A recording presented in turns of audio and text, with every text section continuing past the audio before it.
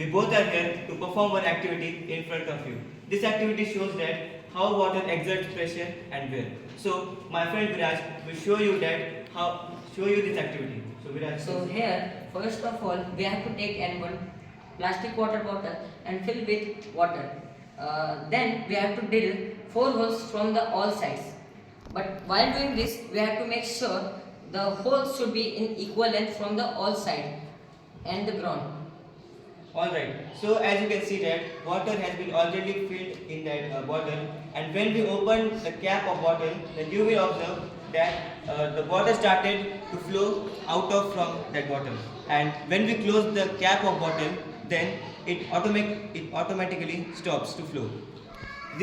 So from this activity, the conclusion is that water exerts pressure in all the directions.